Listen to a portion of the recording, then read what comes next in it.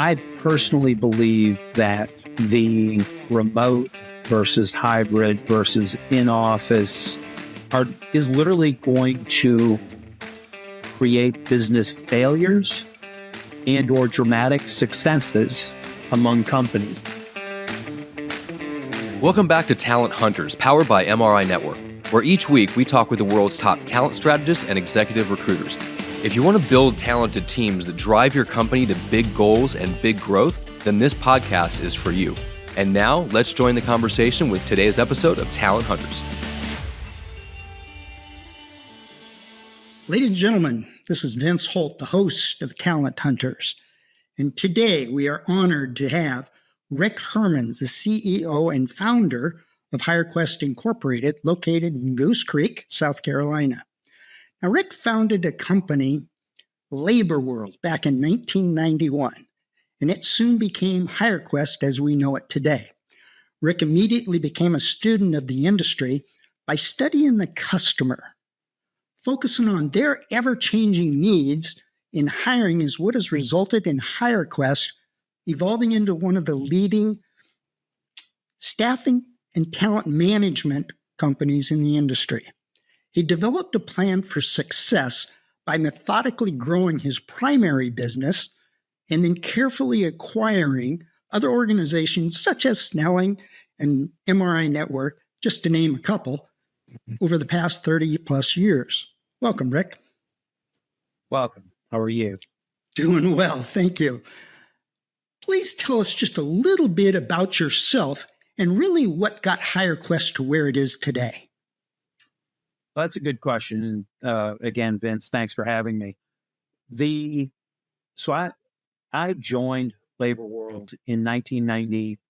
I had been their banker. I was a banker by trade when I came to grad school at USC back in mid 80s, and went to work for Labor World and became one of their franchisees in 1991 in Miami. And really, I learned a lot of things in my short time with the Labor World corporate office, but then in my time as a franchisee of theirs in Miami. And really, the key to HireQuest's growth has been including other people in ownership. And of course, we operate with one small exception. We are entirely franchise based. And so while I started as a franchisee for somebody else, so I have a sensitivity to franchises, to franchisees. I know what it's like to be a franchisee because I was one. And so what I learned from that is that people, especially a service business like the staffing and recruiting business, requires a person who's dedicated. And it's not an easy business to run a staffing office, to be a recruiting office. It requires a lot of discipline. It requires a lot of work. It requires a lot of effort when you think that sort of hope is over. Well, it's harder to do that when you're working for somebody else and you don't necessarily see the benefits.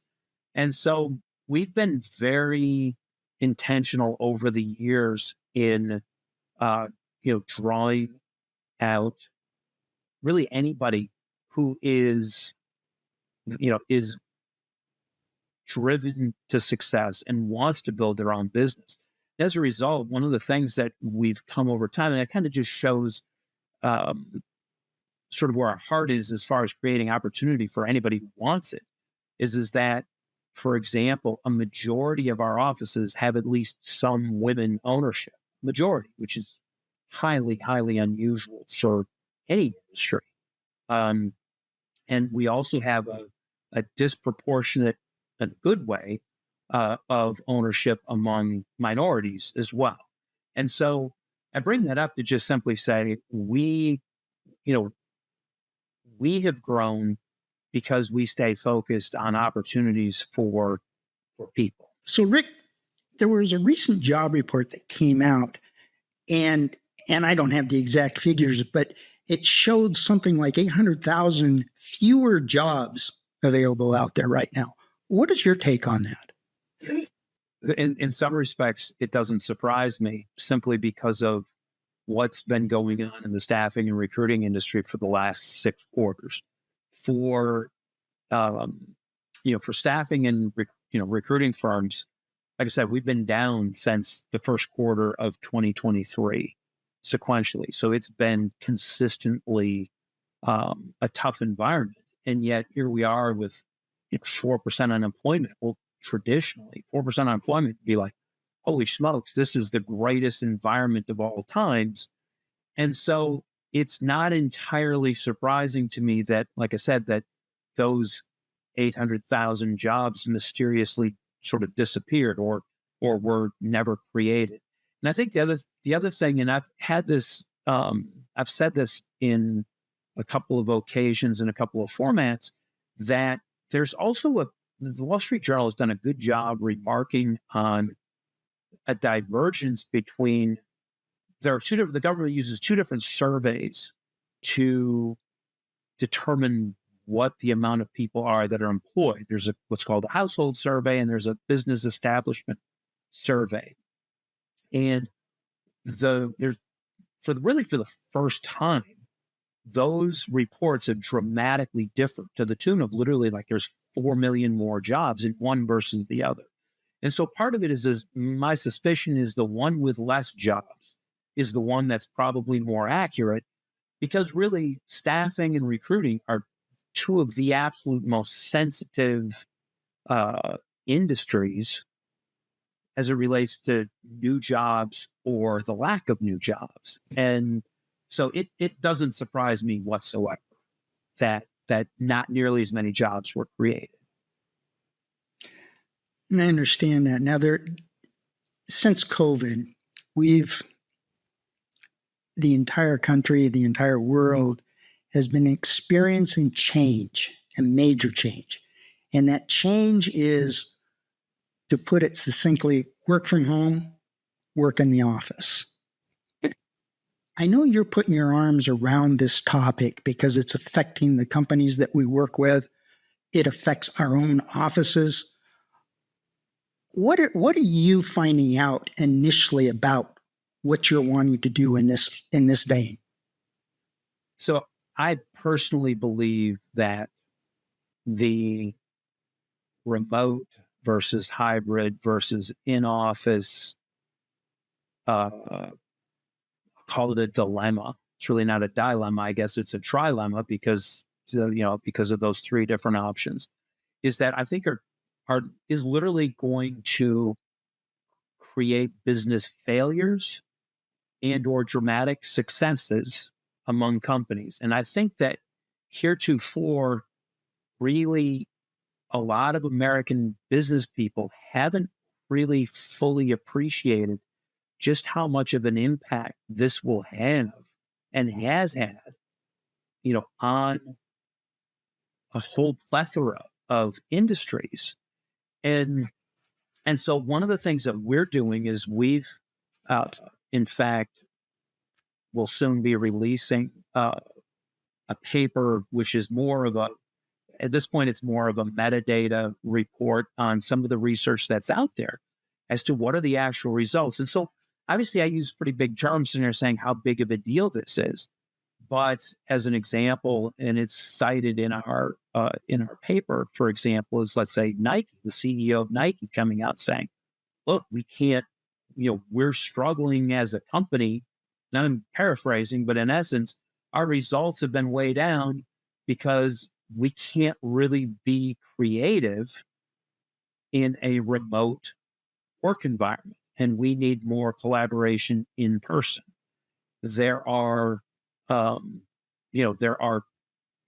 sort of a mini revolt at Dell over coming back, and you start thinking about it, and so there's research, and the thing is, at this point, the research is all over the board, and yet, if you think about it, a very, let's say, a very well-developed economy like the United States might have productivity growth of 1% a year, 0.75% a year, and that's actually pretty good. right? To have those sorts of gains. So if you think about if, let's just say, going remote creates a bump of 10% of productivity, you start thinking about it. You're literally talking about 10 to 15 years of productivity growth that you pick up in literally just by switching to remote. But what if it's the other way around? What if productivity drops by 10%? You've literally just lost the last 10 years of all these incremental improvements that you've made by devoting, millions or tens of millions of dollars to IT solutions to make people more productive. But now you just blew it because you allowed remote when you shouldn't have.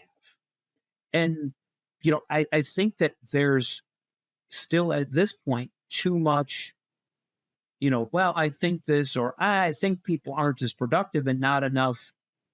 Are they really productive? What are the long-term solutions? And the funny thing about it is, of course, as recruiters, if we're decent recruiters, which I know we are, is we also want to set our candidates up for success. And if you think about it, let's just say, so again, particularly it appears, and I'll come back to this a little bit later, among younger people, is there's definitely a strong desire, strong pull towards remote working. Then, I don't know about you, Vince, but like when I was a baby banker, I learned, even though I had to go through a training class, to be honest with you, I learned banking by sitting in a cubicle next to, 10 other bankers with more experience than me. And, how do you yell at a client without yelling at them? How do you, all the different types of things where it's sort of like, how should I word this? Or, man, this credit policy person's really a jerk. What do I do to get this, what do I get to blow a fastball by him? What do I need to do? How do you do that when you're remote, right? And so or if you only meet your boss once every 6 months, is that person going to be your cheerleader to get you, to get you promotions later on or to get what you want later on? We don't really know the long-term ramifications. I can anecdotally sit there and say, gosh, I don't think that seems like it's in the best interest of a younger person necessarily to work full time, full remote. I could see where there could be some huge drawbacks. That being said, hey, if I don't have to commute, especially imagine, you live in LA, you live in DC, you live in New York. It's an hour to get to work, an hour to get back. You're tired. You're, working remote, on the other hand, may allow you to put your best foot forward. And a lot of people self-reporting would sit there and say, hey, I'm more productive when I work, when I work at home. Although we've all been on Zoom calls where then you hear a dog barking in the background and stuff like that. It's kind of like, well, okay, are you really more, you know what I'm saying? Are you really more productive? And you start thinking about the ramifications of that. We have a whole generation of new workers. And funny thing, it was in the Wall Street Journal just yesterday that by next year, there will be more Gen Z workers in the workforce than baby boomers. So when you think that the transition is fully occurring, and which will have even more, more ramifications, because are we, let's say, as myself, let's say, okay, I'm 60 years old. So it's like, I'm on the older, I'm, whether you call me the very last baby boomer or the very first, Gen X, either way, the people of my era are, passing from the scene, so to speak, from the business scene. And it's like, but are we, are we doing, let's say, Gen Z a favor, in certain aspects? And now, look, I think that from a more nuanced standpoint, and again, we at HireQuest and MRI Network are going to do a lot more research on this, because again, of how foundationally important it is for our clients and for the candidates that we place, that we get this right, and that we do right by our candidates and we do right by our clients. And certainly, and again, the research shows it so far already as well. It intuitively makes sense that there are some jobs that are better suited for remote work, as an example, versus in office. Certainly, there are some that it really doesn't matter. And I'm old enough to where, for example, we used to require our salespeople to come into the office every day. That went even before, and that went away. That went away even before the pandemic. Right. But with the technology that exists now, it was harder to do that in the late 90s, early 2000s. It was harder to do that, to do your follow-ups and things like that without being in the office.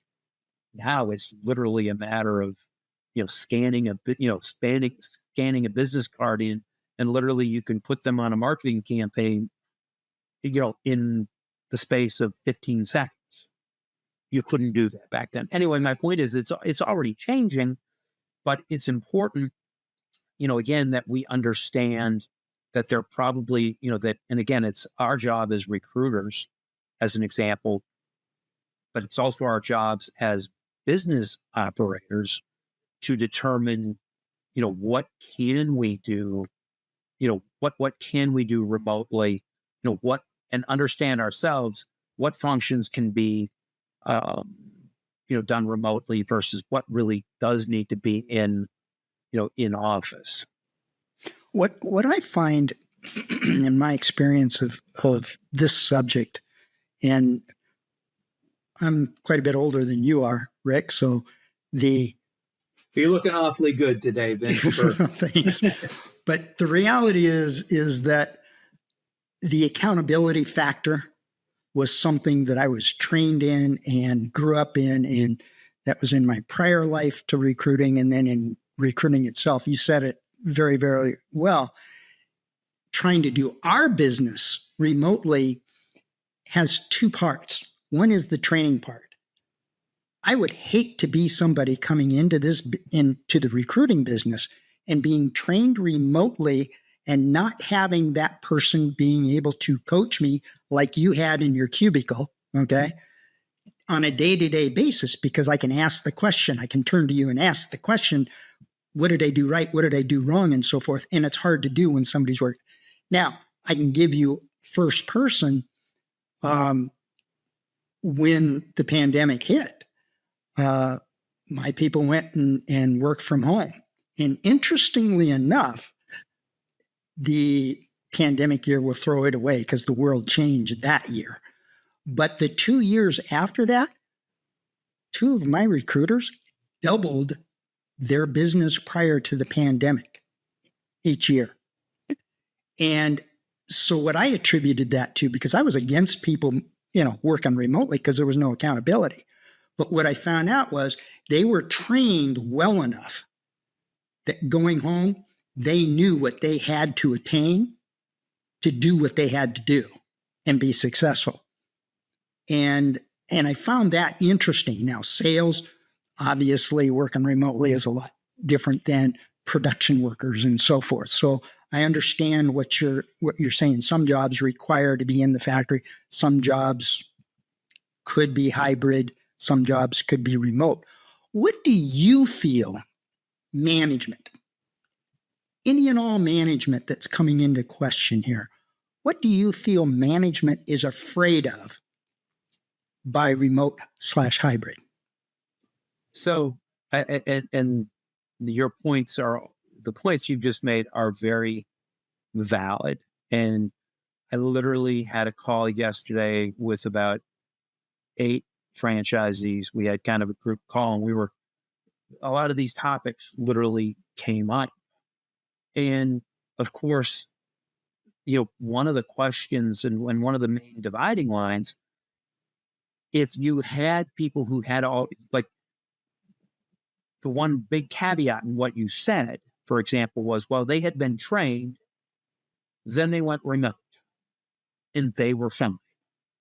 And that is certainly, the question is now is that a precondition for it being successful? Or can you take that person, you put them in a 3-day training class, maybe they're in person for 3 days, and then you send them out to the wolves? Is that person going to be okay? Right? And I think that, anecdotally, I don't see how they can.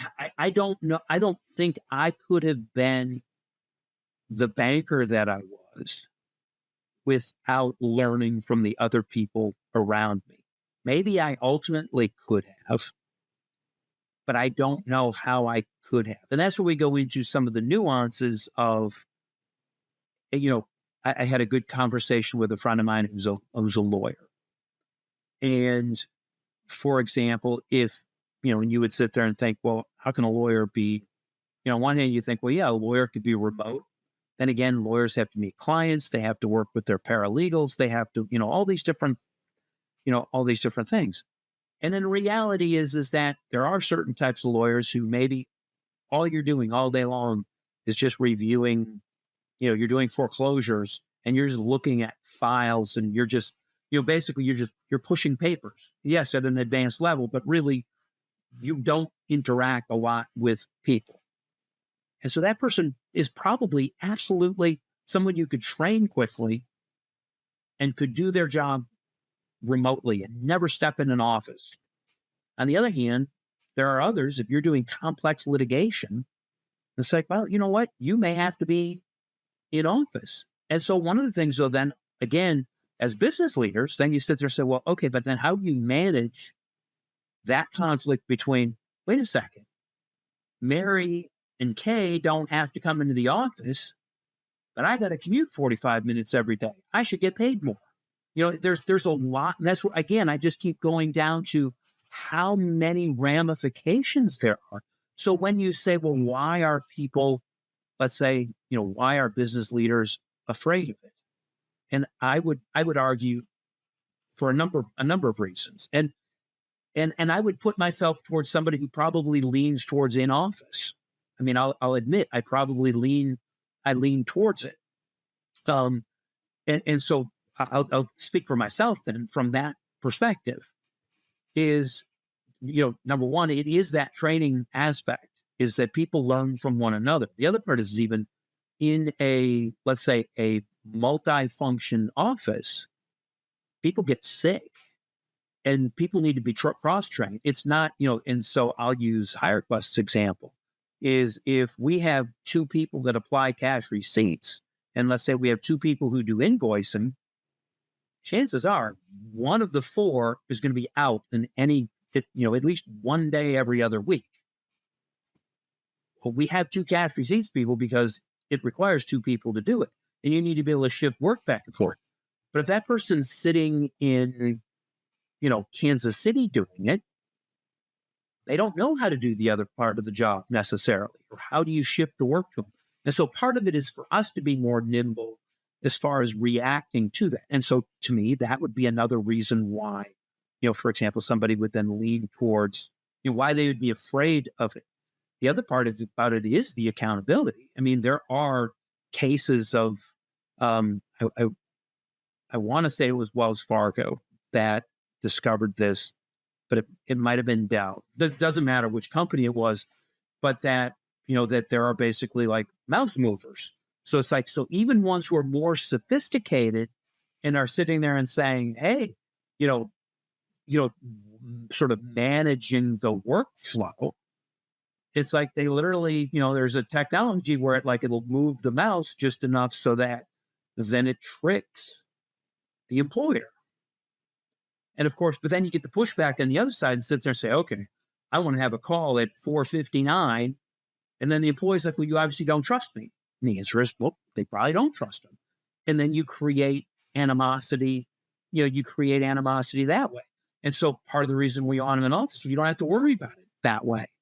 Because it's like I can assure you as a CEO, I don't want my employees to think I don't trust them, because by and large, I do until I don't. And that's in a specific instance. And so it's sort of like, it's just a tricky, it's a bit of a slippery slope. And then I do think that there are ones with the creativity, as well, where again, not being in the office, you've got this team that's, let's say you're doing again, imagine you're an architect, you're a team of architects. I don't know, sure, when you're doing the let's say the mechanical loads and, all of the technical aspects of it, it's probably not nearly as important that you're there, which is maybe where hybrid works better.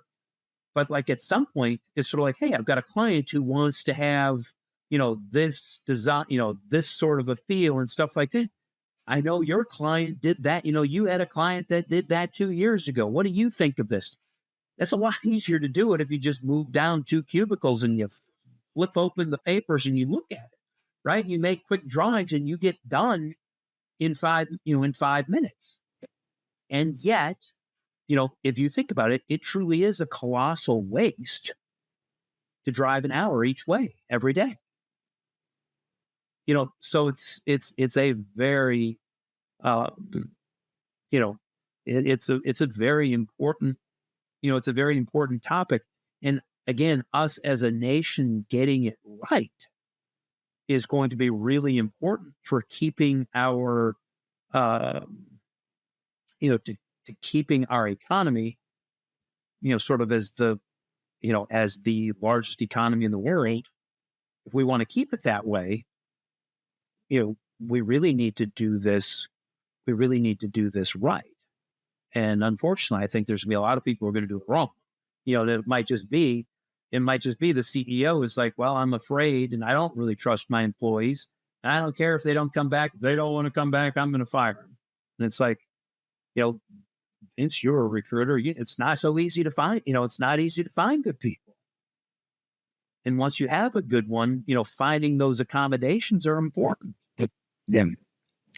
So you've come out, and I think you mentioned you're coming out with this white paper here shortly that's going to go public. What's the end game that you're starting with that? So, and I appreciate you asking that question. So,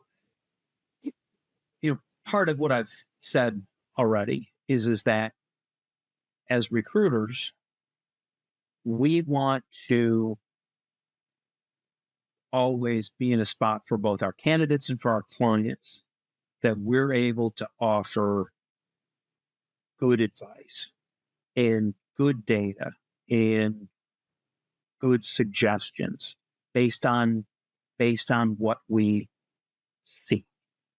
And so, it's not in our good, it's not in our best interest, for example, to supply candidates who turn over all the time, right? We want to always supply good candidates.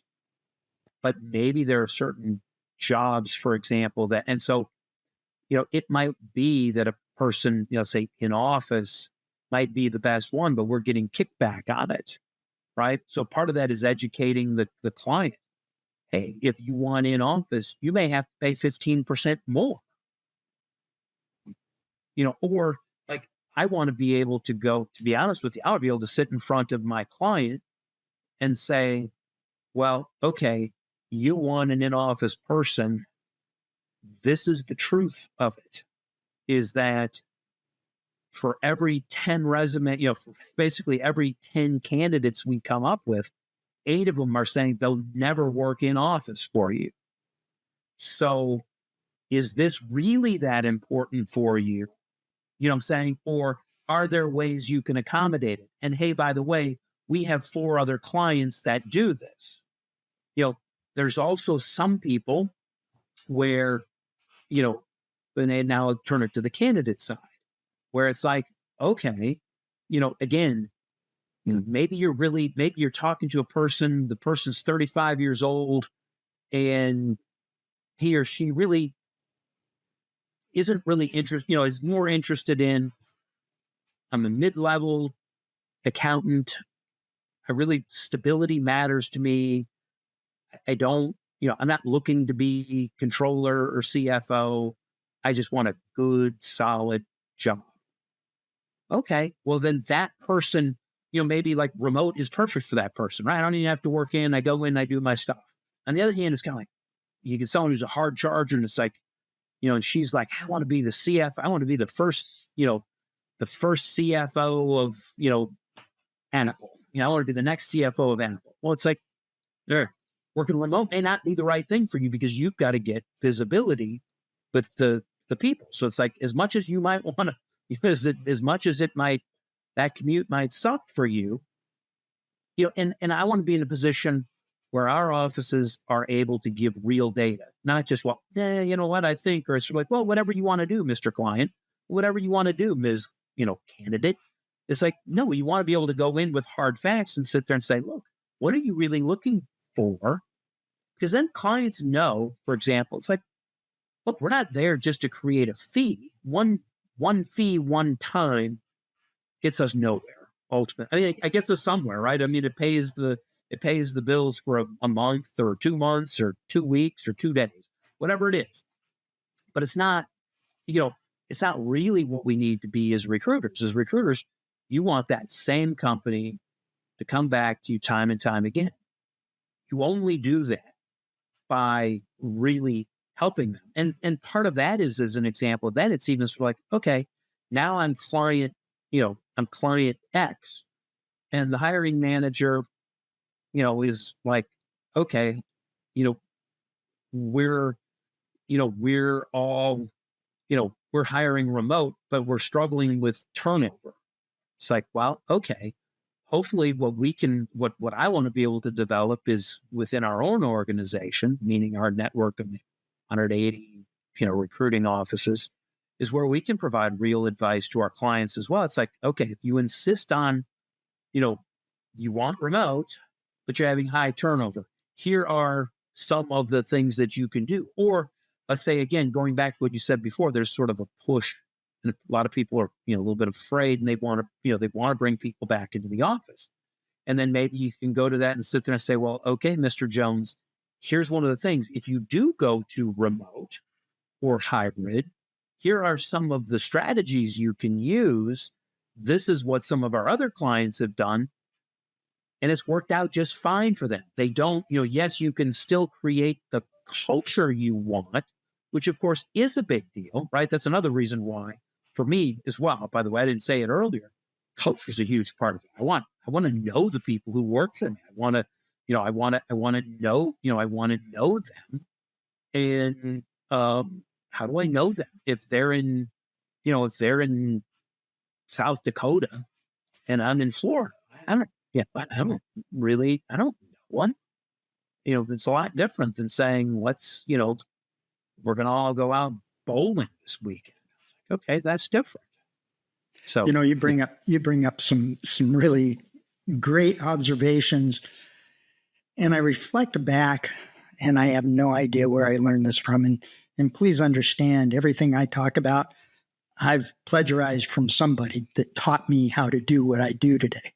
And so what I found to help me a lot was digging in to why not, which uncovers the fear, whether it's bringing people in. Hiring authorities and candidates are alike. They're both human beings, and they're both reacting to what they're accustomed to. But having, for instance, our recruiters break down the fears that they might have of somebody working remotely, if it's at all possible, or hybrid, and being able to offer the solutions like you proposed of what other companies are doing that are directly related to those fears. What I have found is whenever I hear somebody coming up with solutions on any problem, it doesn't have to just be recruiting, coming up with solutions to a problem that I haven't voiced that I have, I'm shutting them down. And I really believe that much the same as we have been as recruiters taught how to to figure out salaries on both sides, hiring authorities and candidates, by really finding out what the bottom line is. What do they want? What's the bottom line? And really pounding into that. I think we as recruiters need to take that time to do that with our hiring authorities and our candidates about remote and hybrid. You're right. There is a percentage, and I remember Nathan Hanks out of Louisiana one time said, Vince, percentages are made up numbers to justify what I'm about to say. And I love that statement because unless you've got, to your point, hard data, percentages don't mean anything. And so what we got to do is we've got to go into and find out really what is driving the fear, the dilemma of the remote hybrid in office. We know pandemic started it. We know, to your point, we have a generation that just wants to be left alone and work from home. But I look at what you're coming up with this white paper, and I understand getting the data and so forth. And we don't have a lot of time here, but what I'm trying to understand is how are you going to get this information useful to your audience? So, and I would look at this, to me, this is sort of the first step in a long journey. This white paper almost in some, at least in my own mind, frankly, almost raises more questions and more rabbit trails than what it actually sort of closes off. And as you read through it, you start realizing, whoa, this is a much bigger deal than what, than what I even kind of thought it was. And again, because when you start thinking if productivity is 10% higher or 10% less, you're literally talking 10 years of progress made or lost based on getting it right.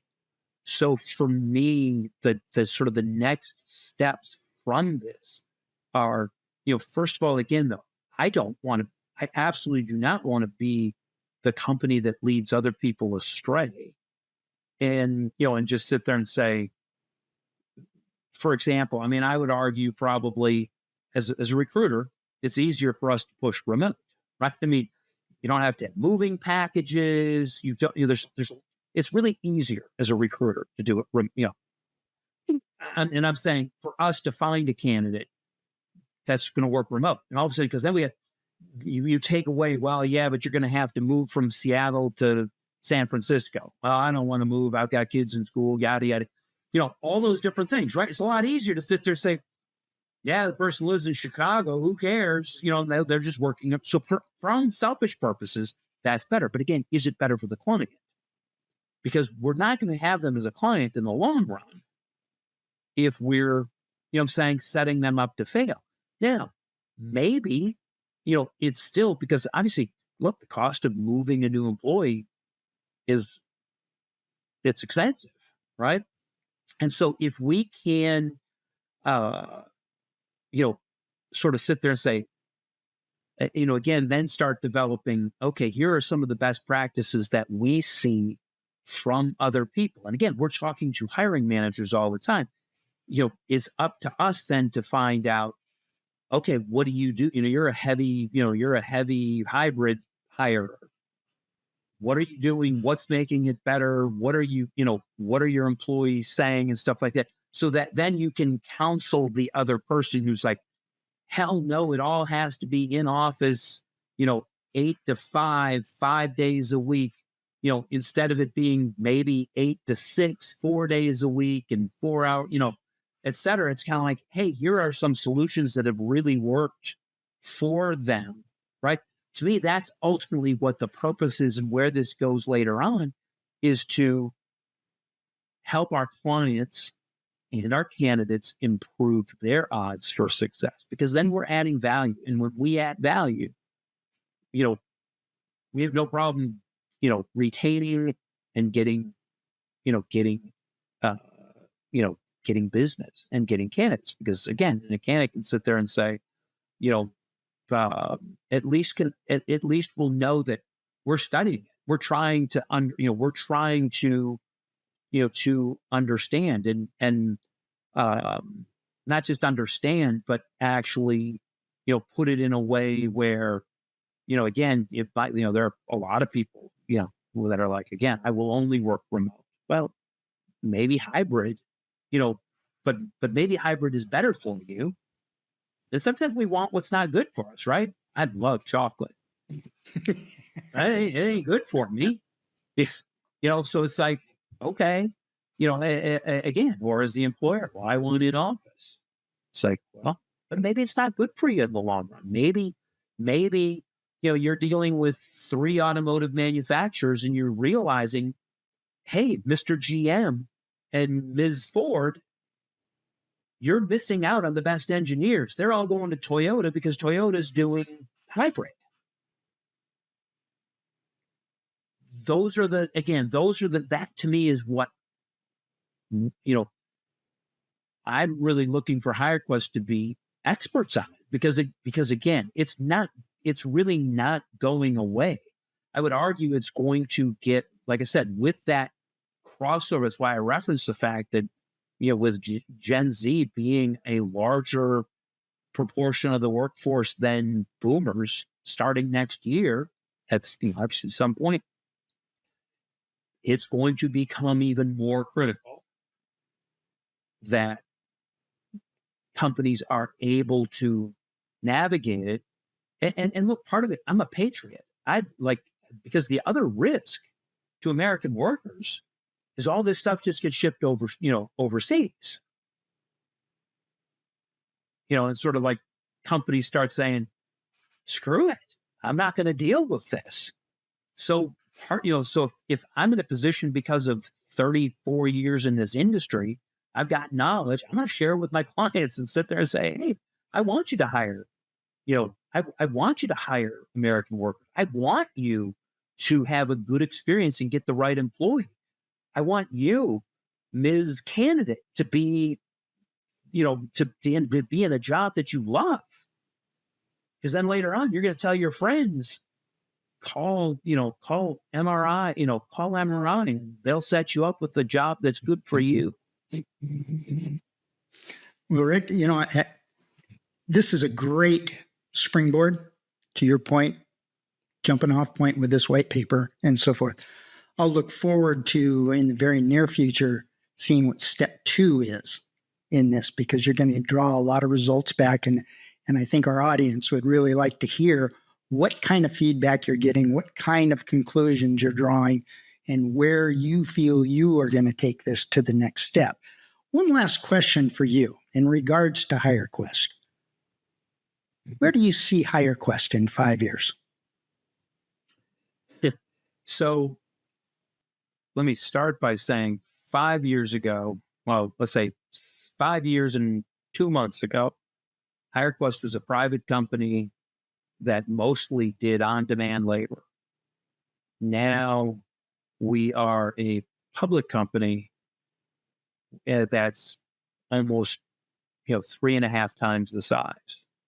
So when I answer your question, understanding I wouldn't have necessarily have thought we'd have been where we're at now 5 years and 2 months ago.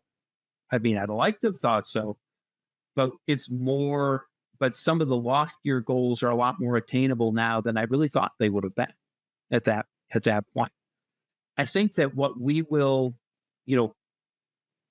our goal, I say this on our earnings call, so this isn't really any inside information, but we're still light in certain areas. I want to really develop our healthcare offerings, where I think that with the aging of our population, is that there's going to be a lot of opportunities in the healthcare space. And so I think that that's something we need to have more, more presence in that portion of the market.